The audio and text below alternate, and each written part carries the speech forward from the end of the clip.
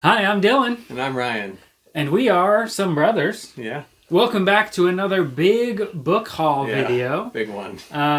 Since our last book haul, we have had my birthday. I got naturally a lot of books as presents and some gift cards to bookstores. And I treated myself, so I have a lot more stuff to show this Yeah, time. way more than me. You have more than like 4 times what I have here, I think. So. Yeah, so what we are going to try to do is I'm going to show 4 things, and then Ryan will show one thing, and hopefully we keep track. Keep count. Mm-hmm. And stay tuned to the end of this. We might give you a sneak peek at some future adaptation station stuff. Yes, we are always looking for books that have been made into movies, and we have a lot of ideas for season 4, so we'll show those ideas toward the end. But also, if you have any recommendations, leave a comment, and we'll find those for our next book haul and maybe for our next season.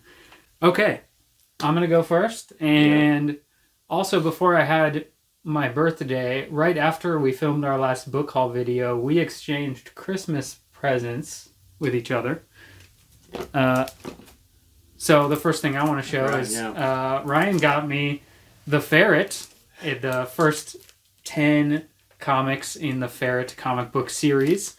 A lesser-known superhero that you might not know about from the short-lived Malibu comics from the 80s and 90s before Marvel bought out Malibu.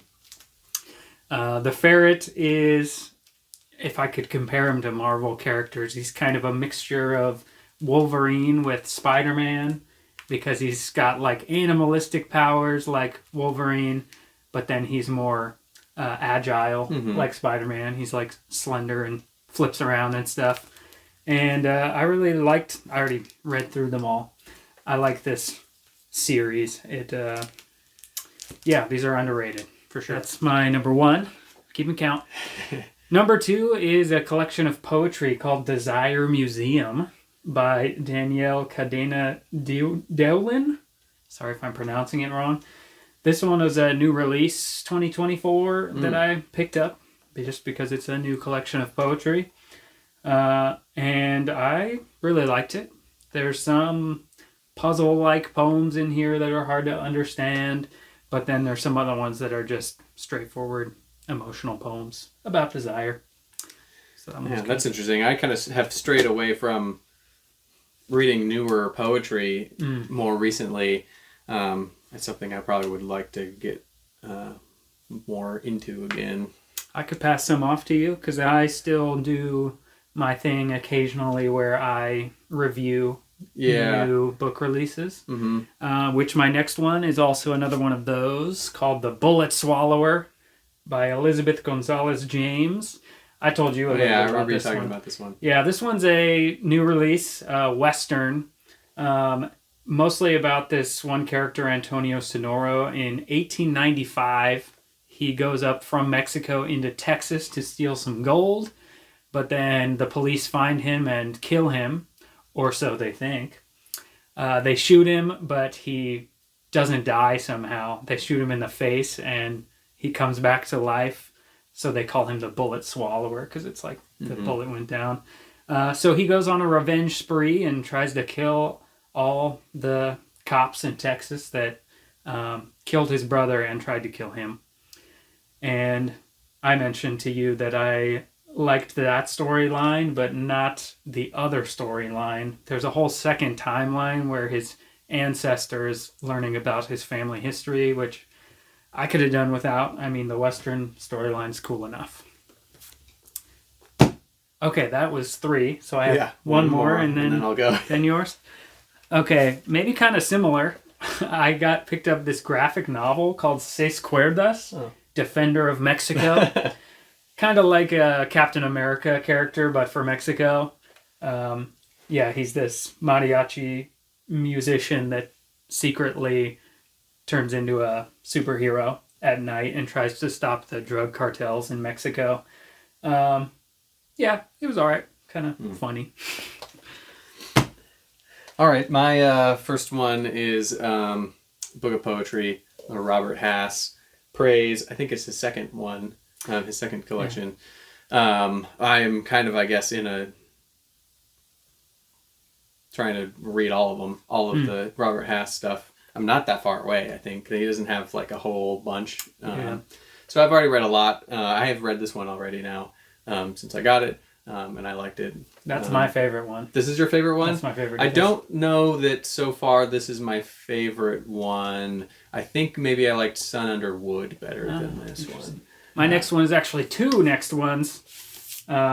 This is a series. It's called Big Hard Sex Criminals. It's actually a series of comics originally called Sex Criminals, but they released it in 3 parts hardback. I already read part 1 a while ago. So I seem to recall you talking about that. Yeah, I picked up part 2 and 3. They're funny and interesting. It's a series where there's these 2 characters who learn that every time they have sex, time stops for a short amount of time so they can, do things during that time. And what they're trying to do is they're trying to stop their local libraries from being destroyed. So that's like the storyline. It's kind of a funny, like juxtaposition, I guess. Yeah, it's like about saving the library, and that happens to be their superpower. It's not a very convenient superpower, but that's what they try to stop the evil plot with. Next one I picked up is called The Whole Language, The Power of Extravagant Tenderness, or Tattoos on the Heart. Long title. Yeah. It's by Gregory Boyle. He is a Jesuit priest, which is a type of Catholicism. And he's the founder of something called Homeboy Industries down in LA, where it's like the Catholic Church is accepting people who are leaving gangs and want education and to have a better life. I learned about him because I went to a work event where he came as a special guest speaker, and he was like everyone's favorite speaker at that event. He was just telling stories about people from Homeboy Industries, and it was very emotional, moving stuff. So I picked up his book to read more about it, and I haven't read it yet, but if it's like the stories he told with more detail, I'm be excited to read that one. Next one I picked up is called Peace is Every Step, The Path of Mindfulness in Everyday Life by Thich Nhat Hanh. Thich Nhat Hanh is a Buddhist monk that I'd heard about for a long time, but I hadn't read anything till I picked this one up. He's famous because he was exiled from Vietnam during the Vietnam War, and he was protesting the war, and that's why they exiled him. So he became famous. He came to the U.S. and met with Martin Luther King Jr., stuff like that. And this is just a short book about his teachings, compiled by other people, translated into English and stuff. That was a good one. I picked up a Costa Rica travel guide because I plan on traveling back there, planning a honeymoon to Costa Rica. So I'm flipping through which places we should go in this Costa Rica travel guide. My second one, that's another Robert Hass. Nice. I think now I'm remembering that I have these 2. I think these are the last 2 that I hadn't read. So I think this is and I haven't read this one yet. I haven't read Human Wishes. So that's the next one on my Robert Hass adventure. And then you'll be done? And then I think I'll be done. I'm looking up here. I got Field Guide. I got Summer Snow. I got Sun Under Wood, Time and Materials. And then these 2, Praise and Human Wishes. I think that's it. Other than he has, like a compilation. Yeah, which does have some new stuff in it. I have read that one. I don't own it. Apple Trees at Olema. Yeah. Yeah. Yeah. Then you'll be done. That's the first one I read. All right. My next one was another new release collection of poetry. A strange one with a long title. It's called In Defense of the Goat That Continues to Wander Towards the Certain Doom of the Cliff. I like that title. By Darren C. Demery. Yeah, it's a really interesting collection of poems. It calls it a book-length poetic sequence. So you could say it's like one story told in poems. Each poem is, I believe it was 12 lines. Like they look the same throughout.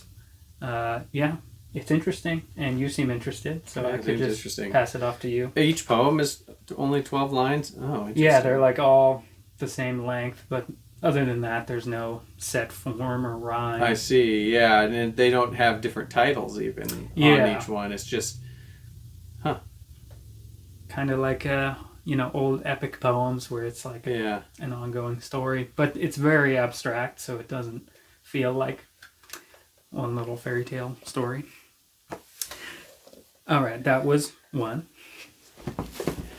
My next one is a kid's book in Spanish called Más Allá. I found this one at a book fair event, another work event I went to.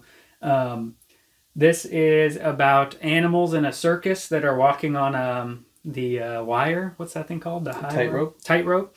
Yeah, and high wire. Yeah, high wire, tightrope, same thing. 'Thing.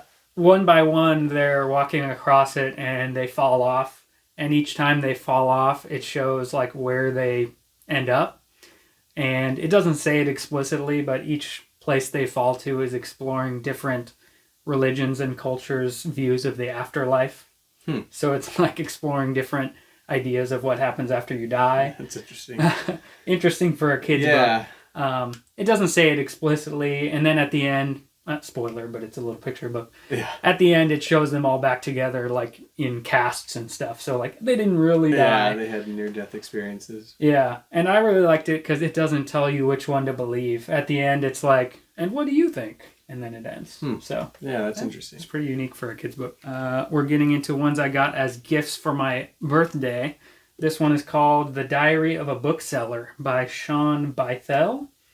This one is nonfiction. It is exactly what the title says it is. It's like the daily journals of this guy from Scotland, Sean Bythell, who owns a bookstore in Scotland. And so it's just like his day-to-day life, what it's like managing a bookstore, buying and selling books, dealing with customers, having a cat that runs around the store. So I'm currently reading this one right now and enjoying it so far. Another gift I got is Japanese hiragana and katakana for beginners. So this is like a textbook but a workbook where I'll learn how to draw the Japanese writing systems. And it also came with a DVD, so I can do some listening and stuff. I have never tried to learn Japanese before, but I got this and the last one from a student because in my class where I teach English, we talk about learning other languages a lot, and so this will be an interesting experiment for me to see if this helps me. Yeah, you're going to end up dabbling in a lot of different languages by the time you're done with this, because you've done German and Russian, right? Mm-hmm. I think one reason a student got me this, I mentioned in class, I have this unrealistic dream to learn every language in the world. In reality, what it means is I never focus on learning one. Like you said, I dabble and slowly learn other ones. So adding Japanese to the list. My next one is one I just remembered. I don't have it with me to show because it's one I have on my Kindle that my fiance's father gifted to me on Kindle as an ebook. It's called The Book of Why, I guess probably colon, the New Science of Cause and Effect by Judea Pearl and Dana McKenzie. And it's about exploring the idea of causality within like a data science framework. Like a lot of data science, and that's true for like these big AI like language models and stuff. There's a lot of correlation. They use correlation, for prediction. Like how often does this occur with this? Yeah. But it's not the way that humans do prediction in our brains, and we're really good at causation, like understanding what causes something else. So like the statistical correlation it doesn't really deal with that. With causation, it just says what's the percent of the time that these two things happen at the same time. It doesn't mean causation. So it's a book about exploring how you can introduce causation in a programmatic way. That's interesting. In a logical way. How do you think about building that? in an artificial like intelligence of some kind. Yeah, sounds like it would change AI a lot, improve it. Sounds like a hard one to read, but I'm interested in it already. Yeah. Because I remember in college learning about corpus linguistics, which is like a computer program that just, like you said, it's looking at correlation. How often are these words next to each other? Yeah. Like, what's the percent that English speakers use this word? So that would be an interesting change to see if you could look at cause and effect in language, like if a computer program could. Yeah. I don't even know. I might have to check out that book, see if I understand it. I've read like one chapter of the book so far, so not very far into it. But I'm interested in that kind of stuff, data, and that kind of a thing. So interesting. Another present I got is this book, Born to Run 2, The Ultimate Training Guide by Christopher McDougall and Eric Orton. If you don't know, Born to Run is a very famous running book. And this one is more like a companion piece than a sequel, because this one is like a reference book, a training guide like it says, but I think there's also some like recipes in here for healthy things to eat while you're training, stuff like that. So yeah, this seems like a good shelf or coffee table book for a runner to have. This one seems very interesting. My fiance found this one for me, Purple Crayons, The Art of Drawing a Life. She knows one of my favorite books from when I was a kid. Harold and the Purple Crayon. Harold and the Purple Crayon. This one is by Ross Ellenhorn. Different author, because Harold and the Purple Crayon is by someone with a very old sounding name. I'm trying to see if I remember it right now. It probably says on the back. Crockett Johnson. That's it. Crockett. Yeah. But this one is like analyzing purple crayons and like extrapolating from it. It's like a guide to life or something. Like how to be more creative, how to tap into your creativity as an adult. Stuff like that. Taking control of your life. Seems interesting. Mm-hmm.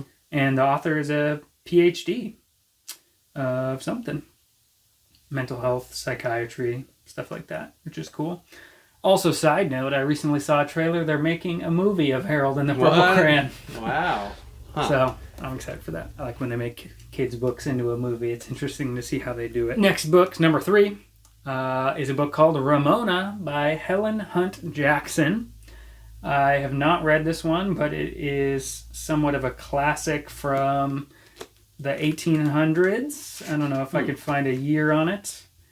Helen Hunt Jackson, born 1830, died 1885. From what I remember, this is compared to Uncle Tom's Cabin. It's like from around that same time. Uncle Tom's Cabin is like a critique of slavery in fiction. This one's more like a critique of what was happening in California with the Spanish missions and like slavery of Native Americans type of thing. The trying to convert them into missions and stuff. Something like that, but it's a fiction, a novel.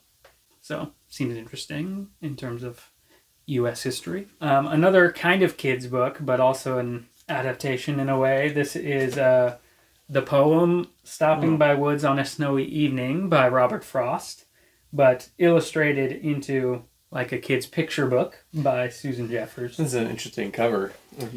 Like the jacket is just like a frosty, it's like a frosty thing you can see through. Filter that you see through. Yeah, it's got the illustration underneath of the snowy woods, a tree, guy riding a horse. Yeah, it just gives it this like you can't see through the frost type of thing. And just to open up a random page, it's just the text is just the complete poem by Robert Frost, which is not too long, but it gives cute little pictures to it, which I feel like the tone is different from how I read the poem, but it's trying to bring kids into poetry, I guess, so it's an interesting idea. My, I guess my fourth one is poetry, also, again. I grabbed this one called All of Us. It's the collected poems of Raymond Carver. So I haven't read any Raymond Carver poetry. I read the that one collection. What we talk about when we talk about love, and I really liked that, and I want to read more of his fiction as well, but. I actually hadn't done a lot of research on Raymond Carver, and I didn't know much about him or didn't remember it from maybe when we did our episode on Why Don't You Dance. But one of his poems was featured in the Marvel series Secret Invasion. I remember that. And I really liked that poem that they read out within it, very short. And so I was like, hey, it sounds like my kind of poetry. Yeah. So, and does collected poems mean all of his poetry? I believe it's all of his poetry. It certainly looks big, yeah. Is big enough, and I think it, same thing, has like a section in it that is like uncollected poems. I see posthumous publication. Yeah. Usually collected means all of it. Yeah. It's not selected. Right. So. Yes. Yeah. Very cool. So, next one I found in hardback is The Office, the untold story of the greatest sitcom of the 2000s by Andy Green. You might have a different opinion whether it's the best sitcom of the 2000s, but I like The Office, and I just found this one at a used bookstore. Thought it seemed interesting. It's like a lot of interviews with the cast and creators of the show. So it'll be some behind-the-scenes fun facts. I also stumbled across this one at a used bookstore. It's called The Tale of Kiyu. Might be pronouncing it wrong. And the writer is Nguyen Nguyen Du. Might be saying that wrong too. This one, I hadn't heard of it, but it is apparently Vietnam's famous epic poem from like the late 1700s, if I remember correctly. I read a lot of epic poems in school, but certainly not close to all of them. But I had never even heard of this one until I found it at a used bookstore, translated into English, but it's also a bilingual edition, so it has the Vietnamese on the left-hand page, English on the right. And I've started it. I'm actually also reading this one right now. Because when I picked it up, I just started reading the... luckily, there's a historical background section, so I can kind of understand what was going on in the country at the time, and that made it seem interesting. It was apparently a time where fiction in general was not popular, if not like censored. It was all like nonfiction or scientific writing, academic stuff, and then he decided to write this fiction kind of romance epic with a female lead character. Kiyu is the woman's name that's the main character. So interesting so far. My next two I'll do together because they're both George Orwell books that I picked up. I'm trying to read through all of George Orwell eventually and work on a collection because I've read his classics. Everyone knows Animal Farm 1984. But he has other fiction and nonfiction. These ones are two of his novels. Keep the Apodistra Flying and Burmese Days. And I haven't read them yet, but I'm excited to read these ones. To get through my George Orwell. It's always interesting, I guess, to hear when somebody likes an author enough to want to read through all of their works, right? I've not read any George Orwell. I know most people read like 1984 or Animal Farm. I haven't read either of them. 1984 I own, and it's on my list. I bought that one like in 2020 or something. Maybe we'll get to it for an episode eventually. I know there's at least one movie adaptation. Yeah. Animal Farm also. I'm sure they've I'm movies, sure so. there is, Yeah. Maybe so does that count as your 4? Yeah, we'll say that was 4. Okay. And it's your turn. My next one is a continuation of my learning a language, Spanish. So I got No Bajes al Sótano. Classic, don't go in the basement. Yeah. And I already read this one. Now I'm trying to read one of these per year at least. That's a good goal. Of the the Spanish language Goosebumps books, and it's fun. They're it's an easier way to learn because it's not like it's complex in what's going on. You can kind of get a lot of context clues, but it's still challenging for the level that I'm at. I did have an easier time, I felt, going through this one than the previous one, so I feel like I've made some progress. That's good. And I remember this was one of, if not the first episode we saw of the TV show. Yeah, I remember that one. We had it on VHS. Yeah. It might have been even one of those like colored ones, like a green VHS or something. I don't know. But yeah, that's a cool one. Yeah, I have a memory of like when he cuts his hand and the green blood comes out. Yeah. Yeah, I like that one. All right, my next one was another gift I got. It's called All the Light We Cannot See by Anthony Doerr. This was from a student of mine that said it's one of her favorite books, and it's some kind of historical fiction. It takes place in Paris during the Nazi occupation of Paris. So it's like a World War II historical fiction book. Seems pretty long too. So I'm interested to read that one. Next one I got is a collection of poetry. This is called The Poetry of Impermanence, Mindfulness, and Joy. Edited by John Brehm. I believe I mentioned John Brehm in our last book haul video. I read one of his recent collections of poetry called Dharma Talk, like a Buddhist poet, contemporary one. This one is not his poetry, but he does an introduction, and then it's separated into sections, books about impermanence, poems. Poems about mindfulness, poems about joy, but it's collected from a bunch of other famous poets like Pablo Neruda, Walt Whitman, William Carlos Williams, even Shakespeare, Williams, Wordsworth, some of those ones. So it'll just be a fun travel across a lot of different types of poets by theme.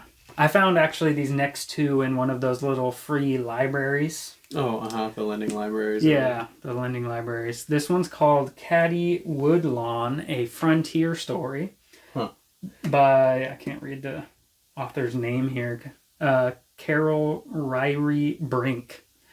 This one is another thing if you're interested in U.S. history. This is apparently true stories from the American frontier.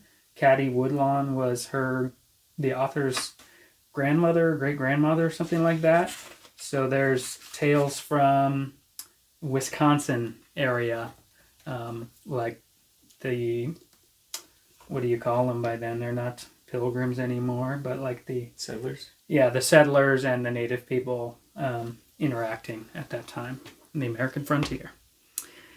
And the other one I picked up at that lending library was The Peculiar Life of a Lonely Postman by probably Denis Theriault. I don't know how to say it. Theriault? Yeah. This is something like a postman finds the poetic love letters between two other people, and he's like learning about the love story as a middleman. Something like that. Seemed interesting to me. All right. I'm at a group of mine that we went and picked up today. This one being Dark Water by Koji Suzuki, author of the Ring series. Check out our videos on those. Ongoing series we're doing on those. This one is not in the Ring series. It's a collection of short stories. The titular story has a movie adaptation, right? Yeah, I saw it like in the early 2000s after the Ring movie, I think, starring, I believe, Jennifer Connelly as the main character. But yeah, there's a movie of Dark Water, so maybe we'll do an episode about that one in the future. Okay, that means it's back to my turn, and I'm also at the point of the books we just went and got today. We did a trip to Barnes & Noble. I had some gift cards I got for my birthday. My next one is another George Orwell, because I'm working on the collection.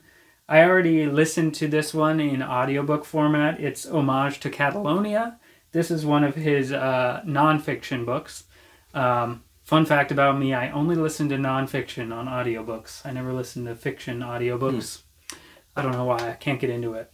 But I did want to have a paper copy of this one for my collection. I'd like to go back and reread it and reference it. It's the true story of George Orwell serving for it was a small Marxist military group in Spain during the Spanish Civil War when Francisco Franco was like the dictator leading up to World War II. I also picked up a Koji Suzuki. It is Birthday, it's a collection of short stories, right? Yeah. One of them, at least, is connected to the Ring series. Yeah, I thought they all Maybe were. all of them?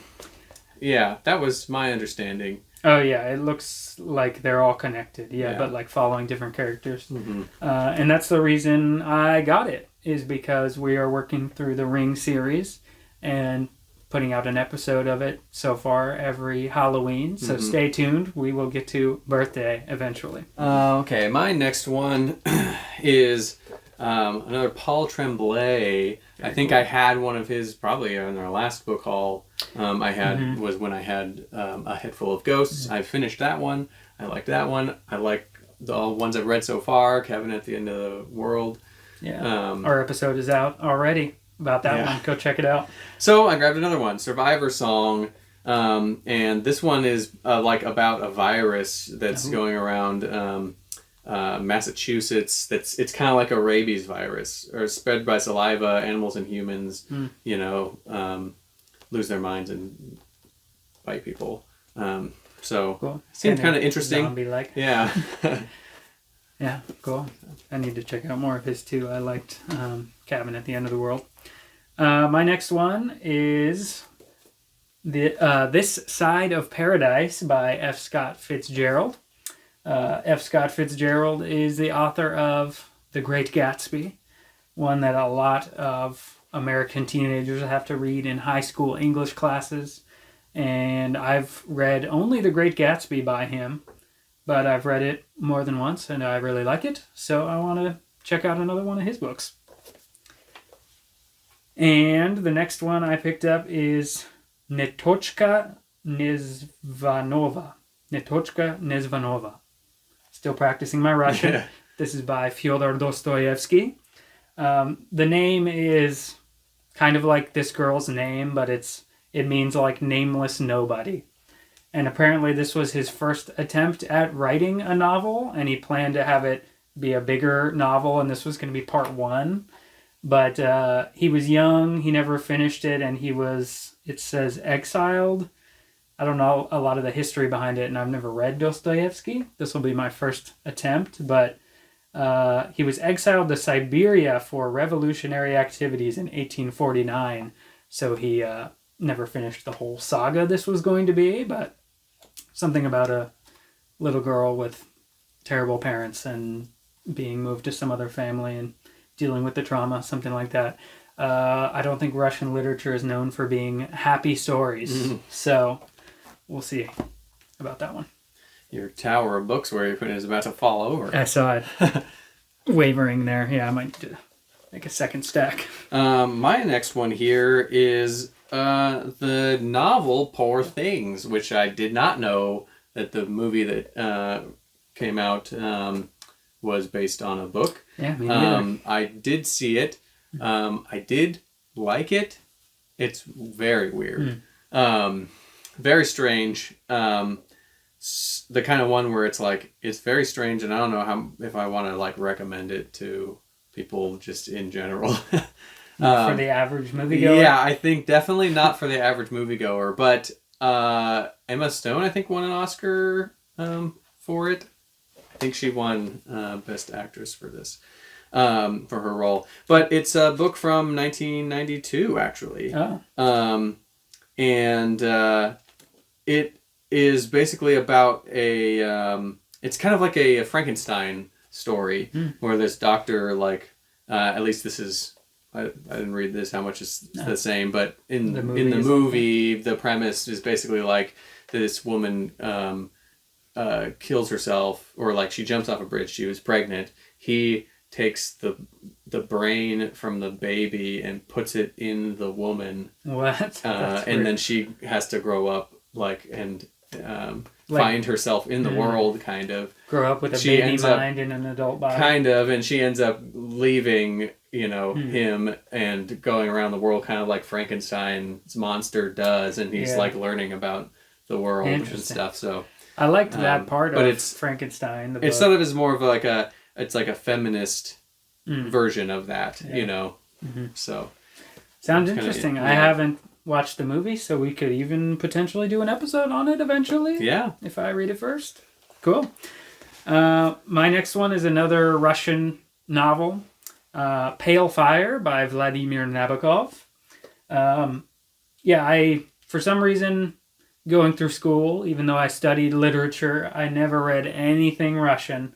Even when I took a world literature class, I never read anything Russian. I've just heard of some big ones. But now at my job, I work with a lot of people from Russia. I've been slowly trying to learn the language and check out some books. Nabokov is more famous for Lolita, which I have not read. But someone recommended me this book, Pale Fire. Shout out to Devin for recommending this one. It sounded more interesting to me. It's about, I think, somebody in an apartment building. Someone in the apartment building dies, I think, and then another person finds this long poem that he wrote. So it's something about, I don't know if it's a mystery or what, but it just sounded interesting to me. So I'm going to check that one out. Yeah, I think the only thing I know about Nabokov is it's referenced in that Police song, Don't Stand So Close to Me. Yeah, Right? which I think is a reference to Lolita, Oh. because it's like about the teacher and the female students, something like that. Yeah, just like the old man in that book by Nabokov. Yeah. Sting says. Yeah. My next one was also recommended to me by you. Mm-hmm. This is Diary by Chuck Palahniuk.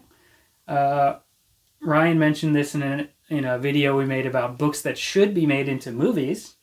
So we can't do this one yet for an episode because there's no movie yet, but there should be. I haven't read it yet, but it's an artist's diary, right? Something like that. Yeah. Yeah, so when you described it, it sounded interesting to me, and I've only read Invisible Monsters by Chuck Palahniuk and watched the movie of Fight Club. Yeah. This is my favorite Palahniuk book that I've read, and I've read a handful at 5 or so. Yeah. Invisible Monsters, I don't remember liking it that much, but I didn't dislike it either. I remember it being just weird, kind of interesting. So I feel like it's time for me to give another book a chance. And yeah, I like weird stuff sometimes. I also picked up World War Z. Definitely not a new one. I'm way behind on this. I think a lot of people read this book at the time that it became the movie, about that zombie outbreak, basically, about zombie virus. Not anything new and revolutionary, but a lot of people liked this book at the time, and so I figured I always kind of thought about it, Yeah, I've heard good things about the book too, because it's like from a journalist perspective or something like that, I think. So I think it's some kind of interesting take on the zombie thing.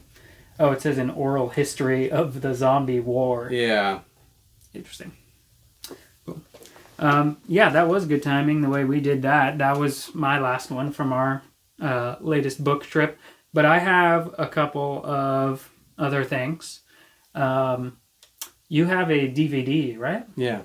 Do you want to show yours first? Sure. I grabbed the complete series of Starsky and Hutch. Nice. And this is something that we watched when we were kids because our dad watched it when he must have been a teenager. Yeah. It was from the 70s. So. And that movie came out with we Owen saw Wilson and Ben Stiller. Which is very different from the show. Yeah. It's a comedy. It's kind of like a parody. It does seem like it. I think Snoop Dogg was in it as the guy that they go as to. Huggy Bear. Huggy Bear, yeah.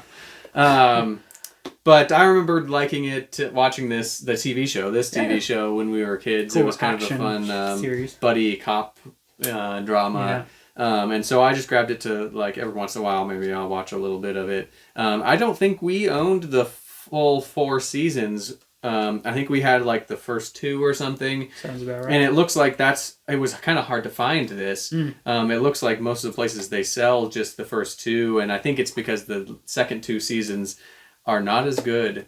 Or the second, the third and fourth season. And I looked up and saw on Wikipedia that like they had pressure from the public and people that it was too violent. Really? So the writing had to change and emphasize more of like romantic subplots than the crime, and then like ratings went way down and stuff. So interesting. Yeah. Cool, but now you get to see the whole thing. See how it plays I'll judge for myself. Form your own opinion. Yeah. Cool. I don't have them with me, but I did pick up 3 different DVD collections since our last book haul. It started because my fiance and I rewatched The Office recently. We already had that on DVD collection. We got that when we heard they were taking it off some streaming platform, or they were removing certain episodes because they were too offensive. They always move things around on streaming in general. Well, and that's a thing that you don't think about. Most people are like, you don't need to buy physical media anymore. Everything's on streaming. But they do stuff like that. Starsky and Hutch, they'll change it. You can't find it on streaming. I think maybe you can find the first 2 seasons, possibly, but you have to rent it, so it's like you're going to be paying for it anyway. And they don't have the 3 and 4 nowhere, And that's so as things get older and people have less interest in them, you might not be able to find them. Exactly. And even if it's still something recent, they move it around to different platforms. Like it'll be on Netflix, but now it's on Hulu. Now it's on Peacock, and you got to pay for something else. So we got The Office. And then after we rewatched it, we were like, oh, we want to watch Parks and Recreation now. So we got Parks and Recreation, full series on DVD. And then Brooklyn Nine-Nine. Those are all kind of companion pieces. They all involve Michael Schur as one of the creators or writers. He's involved. He played Mose Schrute in The Office. And then, as a character, but he was also a writer on that or something. And then he created Parks and Recreation and Brooklyn Nine-Nine. And then The Good Place, which maybe we'll do that one next. We picked up those 2, and then also Friends, the full Friends collection on DVD, so that we don't have to rely on streaming to rewatch Friends also. Next up for me, I do have a couple of records I got and video games. I'll start with the music. I got as a gift this album, Selling England by the Pound, by Genesis. This was a good album. I listened to it after I got it as a gift. It doesn't have any of the big hits I was familiar with. I've mostly listened to Genesis's big hits and then Phil Collins' solo career. But this has some good ones on there, like Firth of Fifth is a good rock jam song. Yeah, they have a lot of good longer, progressive rock type of songs other than just their more popular hits. So that was a cool record. Then the other record I got is a new release, the new Shakira album. Of course, I had to pick it up. It's Las Mujeres Ya No Lloran. Women don't cry anymore. She recently went through a big public breakup with her not husband, but longtime partner and father of 2 kids. But that's just gossip. This has a lot of her new songs that she released as singles first, and then some new songs on here also. So I like that one a lot. Also, when I went to a used bookstore, it also has some video games. So I picked up 2 video games for the Nintendo Wii. I've got Trivial Pursuit and Table Tennis. The Nintendo Wii is the only physical gaming console that I have. So I just collect Wii and GameCube games. And table tennis is this the one that we played? Yeah. But we played it for Xbox, I think. But yeah, I think it was Xbox. And I think we had it. Rockstar or maybe we rented it a couple times. Yeah, I don't remember. Yeah, it's cool. It's by Rockstar, who makes Grand Theft Auto. Yeah. But it's just a table tennis game like it sounds like, but they're 3D professional table tennis players, and it's kind of, it slows down so you can hit it different ways. I remember it being kind of interesting. And then Trivial Pursuit, based on the board game, just a trivia game I thought would be fun for groups, stuff like that. Okay, so that's it for the main book haul part.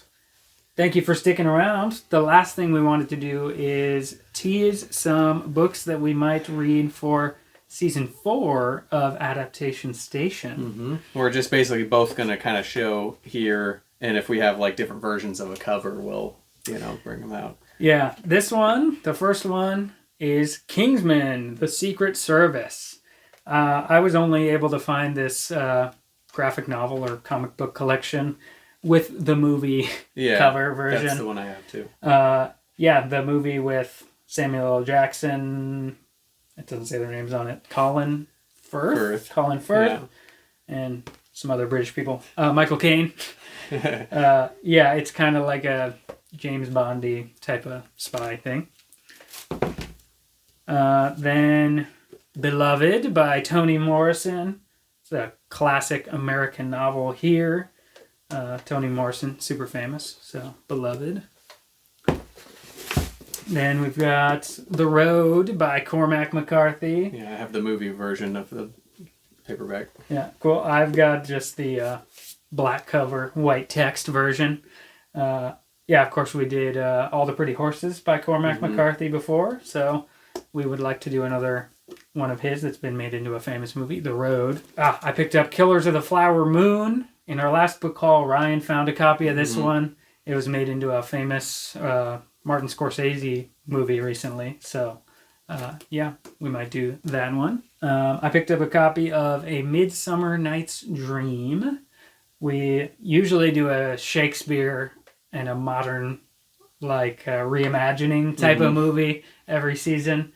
And there is a cheerleader movie, I think it is, about this. I don't even remember what one it was that we looked up the list. It's either cheerleaders or basketball.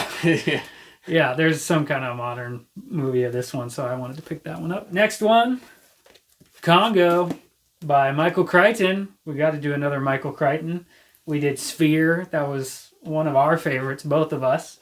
And we did the medical one. Yeah, A Case of Need. A Carrie Treatment. I did the movie first, so I remembered that first. So this one, Congo, is about, the country in Africa, Congo, and something about DNA, and mine has a picture on the inner flap. Oh, yeah, you that's see a cooler one. A gorilla in the little TV screen or computer screen, I don't know, and then you open it up, you see the jungle and the human characters around it.